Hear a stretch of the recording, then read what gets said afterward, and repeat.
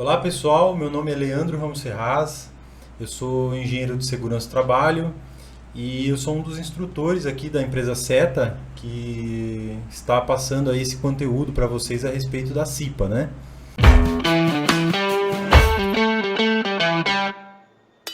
Atualmente eu fiz uma faculdade, né, inicialmente de engenharia de produção e aí depois eu fiz uma pós em segurança do trabalho. Então você faz, para ser engenheiro de segurança do trabalho, você precisa primeiramente fazer uma engenharia e depois você faz uma pós que é aproximadamente 1 ano e meio a 2 anos, dependendo da instituição.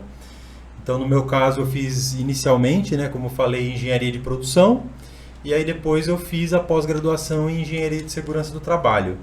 E aí me surgiu a oportunidade, há mais ou menos aí uns 10 anos atrás, estar atuando aqui na empresa Seta. E eu estou aqui desde então,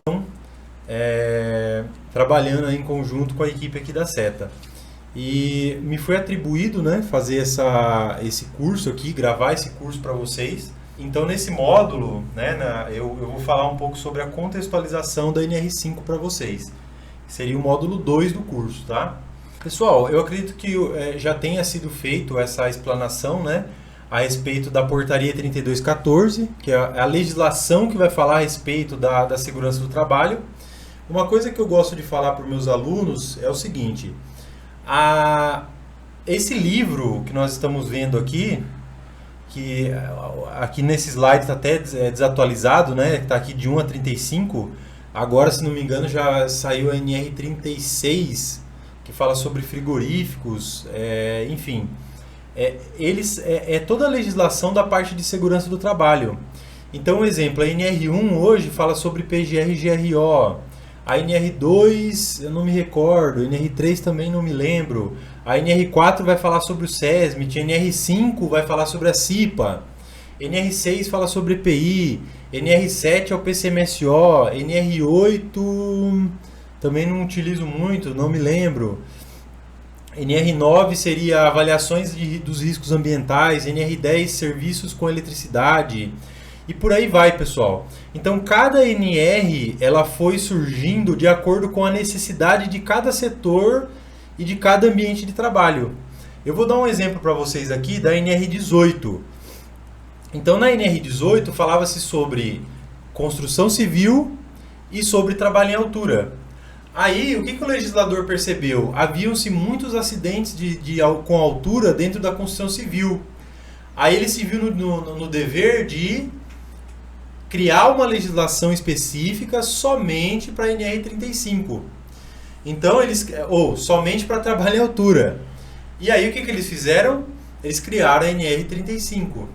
Então, conforme a necessidade, o legislador ele vai criando a lei de segurança do trabalho e ele vai incluindo dentro desse livro, que seria Segurança e Medicina do Trabalho, que ela é promulgada pela Portaria 3214 de 1978.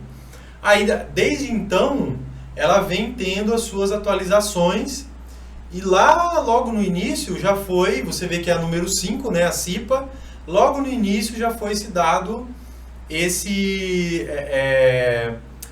essa legislação ela já foi promulgada.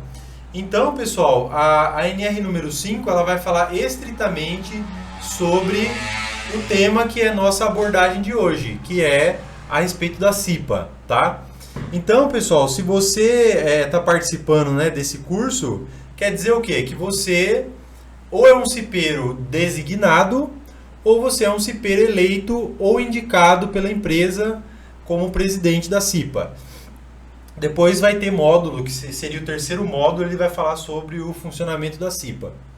Pessoal, quais são os objetivos, né, ou as atribuições de um cipeiro?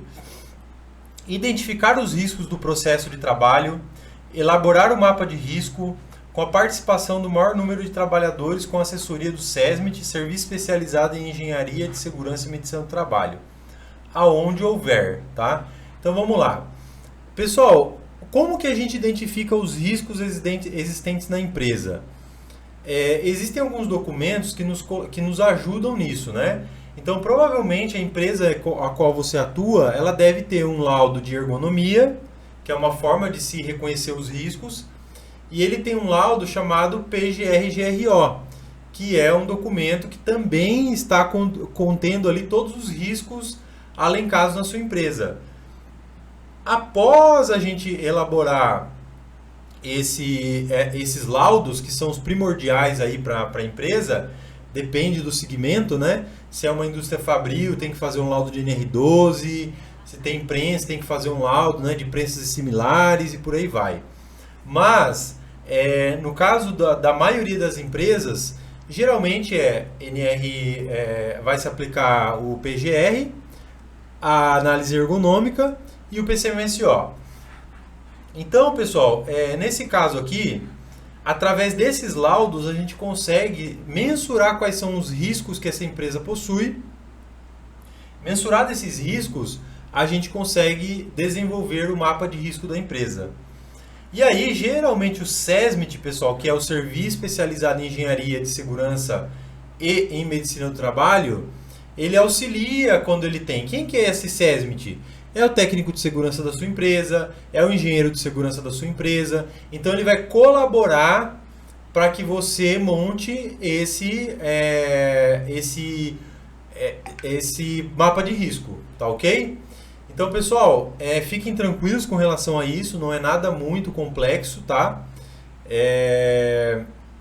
O engenheiro ou técnico da empresa que você trabalha, caso haja, né? Tanto é que o slide ele deixa bem claro aqui, caso haja, ele vai te auxiliar nessa questão aí, tá? Elaborar o plano de trabalho que possibilite a ação preventiva e a solução de problemas de segurança e saúde no trabalho. Pessoal, o próprio PGR, ele já tem lá no seu bojo, né? Quais foram os riscos que foram levantados pela empresa, ou pelo técnico ou engenheiro que foi fazer o laudo para vocês lá. E lá, pessoal, tem um plano de trabalho, né? Um plano de ação para ser seguido. Em alguns casos, vários planos de ação. Em outros, um pouco menos, tá? Então, pessoal, se atenha a esse laudo, analise ele, que ele vai seguir já como base para você, para formar esse plano de trabalho, para possibilitar essas ações preventivas. E uma outra coisa importante é o quê? No dia a dia, pessoal, de vocês vão identificar alguns possíveis desvios, alguns possíveis quase acidente, ou alguns possíveis acidentes, e vocês podem eliminar isso na fonte. Conversar com o colega, sempre de forma cortês, cordial, né? Conversar com esse colega, bater um papo, isso que você está fazendo, você pode causar um acidente, né? Você pode levar problema na sua coluna, você pode, sei lá, prensar sua mão, vamos usar luva, vamos usar o EPI, vamos utilizar o óculos para essa atividade. Então, pessoal, o objetivo desse curso é abrir um pouco mais a mente de você, que é o trabalhador da empresa, que está no dia a dia com seus colegas, para auxiliá-los nessa questão de segurança do trabalho, tá? E auxiliar eles na prevenção dos acidentes. Então, precisamos elaborar um plano de trabalho. Na verdade, com certeza a sua empresa já deve ter um plano de trabalho lá, alencado lá no seu PGR, tá? Pessoal, participar da implementação e do controle de qualidade das medidas de prevenção necessárias, bem como da avaliação das prioridades das ações dos locais de trabalho. Pessoal, a gente levantou os riscos, né? Identificou vários riscos dentro da empresa. Existem riscos, pessoal, que é iminente de acidente. Então, a gente precisa eliminar ele na fonte imediatamente. E isso está bem elencado também no PGR da empresa. Se você, como CP, ainda não tem acesso, solicite ao dono da empresa, o PGR. Você pode ter acesso e verificar quais são os riscos que foram alencados e auxiliar na prevenção desses riscos e no controle também. Então, as avaliações dessas prioridades e as ações a serem tomadas, pessoal, você pode auxiliar a empresa também nisso daí, tá bom? Realizar periodicamente verificações no ambiente e nas condições de trabalho, visando a identificação de situações que venham trazer risco para a segurança dos trabalhadores. Isso a gente já comentou, né? Então, pessoal, toda vez que vocês encontrarem algum desvio, algum possível acidente dentro do seu ambiente de trabalho, comunique o chefe imediato, converse com o colega, essa atividade está muito perigosa, vamos paralisar ela de momento e vamos verificar qual é a melhor situação para que não ocorra esse acidente, tá? Então, a gente precisa realizar periodicamente essas revisões, verificação no ambiente, inspeção, e nada melhor do que vocês que estão ali no ambiente produtivo para identificar esse tipo de problema. Aí, pessoal, nós temos as reuniões mensais da CIPA, né? E nessas reuniões, a avaliação e cumprimento das metas fixadas ou das atividades que foram elaboradas lá na reunião é muito importante. Por quê? Porque assim a gente verifica qual é a execução desse trabalho. Se esse trabalho está sendo executado de forma correta, se está sendo cumpridos os prazos, as metas de execução, perfeito? Divulgar aos trabalhadores informações relativas à saúde e segurança do trabalho. Pessoal, você tem que trazer os colegas de trabalho para próximo. Então, quando você executou uma atividade que estava com perigo de acidente e você conseguiu resolver isso junto à direção da empresa, à coordenação, ao chefe imediato, comuniquem aos seus colegas para eles verem que a CIPA de vocês está sendo atuante, que é uma CIPA que está trabalhando de fato para que a segurança da empresa, ou colaborando com a segurança da empresa. Não adianta a gente ser uma CIPA no qual a gente não faça nada. Então a gente precisa fazer o nosso cartaz com o dono da empresa, com o chefe imediato, com os colegas de trabalho e mostrar que nós somos cipeiros ativos, tá? Então vamos divulgar aos trabalhadores essas informações. Participar com o SESMIT, onde houver, né, no caso, que é aquele serviço especializado que eu comentei, das discussões promovidas pelo empregador para avaliar os impactos de alterações no ambiente e processo de trabalho relacionados à saúde e segurança dos trabalhadores. Pessoal, existem tarefas ou atividades que a gente vai fazer para reduzir ou eliminar os riscos que ele requer investimento. Então, a gente tem que trabalhar sempre em conjunto com quem? Com o proprietário da empresa, com o diretor, com o chefe imediato. Por quê? Porque ele que vai liberar aquela verba para vocês. E a gente sabe que às vezes existem tarefas ou investimentos que a gente não vai conseguir de imediato. Mas é sempre importante nas reuniões a gente estar junto com o SESMIT ali, conversando e nunca esquecer dessas melhorias que precisam ser feitas. Então, às vezes, a melhoria vai vir de imediato, ele vai conseguir fazer logo e por aí vai. Porém, existem situações que vai levar lá 6 meses, vai levar 1 ano. Pessoal, eu tenho CIPA aqui, colegas de CIPA, que passou a gestão o bastão da gestão de uma para outra, é lógico que vem todo o histórico, e aí só a outra gestão conseguiu resolver algumas pendências. Isso é normal, pessoal. Então não se frustre caso você não consiga resolver todas as pendências que foram levantadas. Ah, e uma coisa importante, não contem somente com o SESMIT, contem com seus colegas de trabalho também. Quando você olhar um colega operando uma máquina, pergunte para ele, essa máquina aí está tudo ok? Será que teria alguma medida de segurança que a gente pode tomar para minimizar ou reduzir o risco de acidente com a máquina? Então isso é muito importante, pessoal. A gente está sempre trabalhando em conjunto com toda a equipe da empresa, não só o serviço especializado, técnico de segurança e engenheiro de segurança. E pessoal, se você vê um dia um técnico da SETA ou um engenheiro de segurança da SETA visitando a sua empresa, você pode parar a gente no corredor, converse, fala assim, ó, eu identifiquei aqui um possível acidente, né, com a máquina X, ou sei lá, com uma empilhadeira, com equipamento e por aí vai, e nada foi feito. Será que você não consegue me ajudar? De repente a gente pode tentar, junto à empresa, dar uma força para vocês também, tá bom? Pessoal, requer ao SESMIT também, ou quando houver, ou ao empregador, a paralisação de máquina ou setor onde considere haver risco grave iminente à segurança dos trabalhadores. Então, pessoal, tem um risco grave e iminente de acidente, a máquina está estritamente perigosa.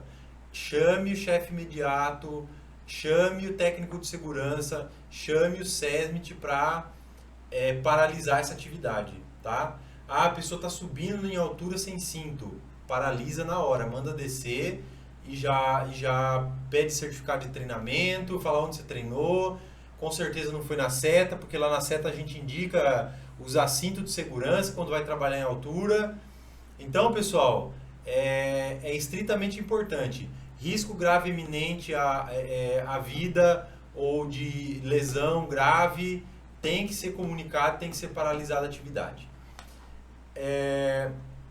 Colaborar também com o desenvolvimento e implementação do PCMSO e do PGR.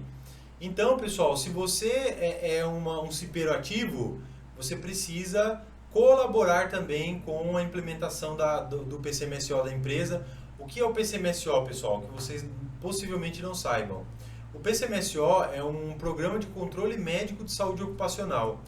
Então, quando você vai fazer aquele exame médico que você faz todo ano lá, né? Alguns fazem audiometria, alguns fazem eletrocardio, eletroencefalo, raio-x, dependendo da atividade. Quer dizer que esse documento, o PCMSO, que é o Programa de Controle Médico, ele já foi realizado anteriormente. Então, quer dizer o quê? Que o médico já avaliou os riscos da sua empresa. Em cima desses riscos, ele falou assim, ó, o colaborador X, ele precisa fazer tal e tal exame. Depois ele vem e passa comigo aqui, né? Então, é estritamente importante que vocês conheçam o porquê que vocês fazem esse monte de exame, ou por que todo ano vocês têm que fazer um exame? É porque foi elaborado esse documento e o médico ele solicitou esses exames anualmente para sua empresa, tá bom? Divulgar e promover o cumprimento das normas regulamentadoras, bem como as cláusulas de acordos e convenções coletivas de trabalho relativas à segurança e saúde no trabalho. Pessoal, é humanamente impossível vocês como cipeiro e não sendo pessoas que tenham feito um curso de segurança do trabalho, que conheçam todas as legislações existentes naquele livro inteiro lá. Aquele livro ali, pessoal, eu falo que fácil deve ter mais de 1000 páginas, tá? Então, é muito conteúdo, é muita informação. Você viu que nem eu, como engenheiro de segurança que atua na área, conheço todas as legislações. Eu já estudei todas elas. Porém, tem legislações que a gente lida com mais frequência e tem legislações que a gente lida com menos frequência. Então, aquelas que a gente lida com mais frequência, que é do dia a dia, com certeza está na ponta da língua. Tem legislações que a gente não atua no dia a dia. Então, a gente não tem ela na ponta da língua. Imagina vocês que nunca tiveram, né, nenhum tipo de contato, ou se tiveram algum tipo de contato, foi através de cursos, né, de palestras de segurança do trabalho.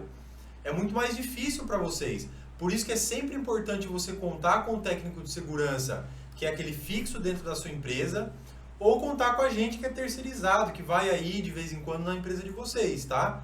Então, pessoal, contem conosco. Então, você precisa promover juntamente conosco a saúde e a segurança dos colaboradores da empresa. Participar também em conjunto, quando houver com o SESMIT ou com o empregador, de análise das causas das doenças e acidentes de trabalho. Pessoal, no próprio PCMSO tem um quadro que fala a respeito das doenças do ano anterior.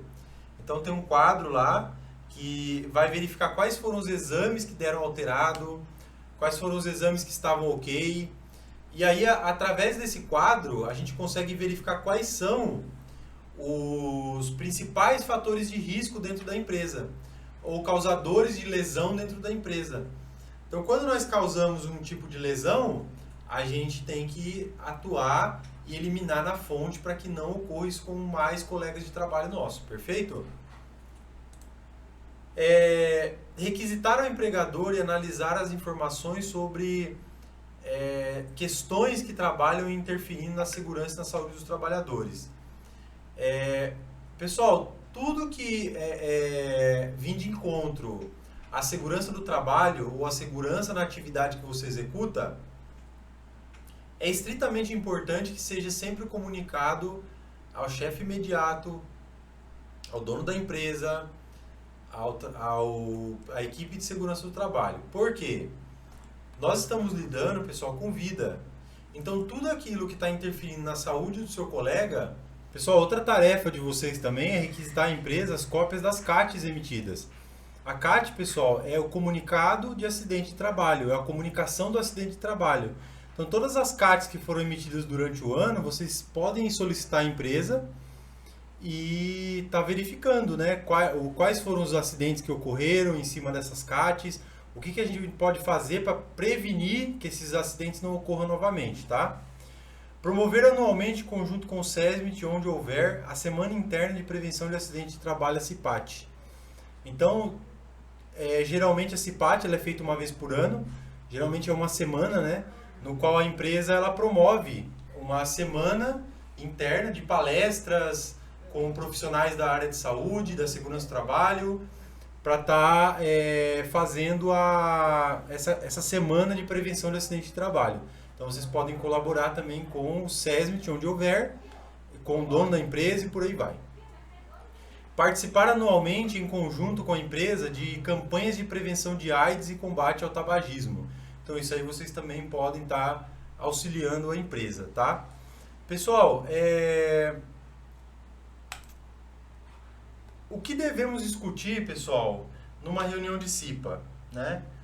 Pessoal, a gente não deve ficar colocando na CIPA que o funcionário precisa de guarda-chuva, que o funcionário precisa de um toldo por causa do sol, que o funcionário precisa, sei lá,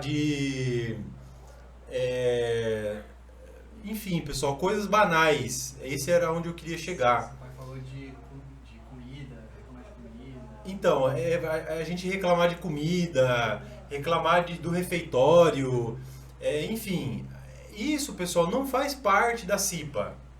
O que faz parte da CIPA são ações que de fato colaborem com a segurança e saúde no trabalho, onde deve ser colocado em pauta na reunião, fazer ali a pauta, né, da reunião, colocar os itens e correr atrás de fato daquilo que vai promover a segurança e saúde dos trabalhadores, tá bom? Vamos lá, pessoal. Qual que é a atuação de cada membro, né? Ou como é a formação dessa CIPA? Isso aí, pessoal, eu vou deixar o gancho agora para o próximo módulo, que vai falar sobre o módulo 3, que vai falar sobre o funcionamento da CIPA. Qual que é a formação, como são os eleitos e por aí vai, tá bom? Então, muito obrigado pela atenção e até mais.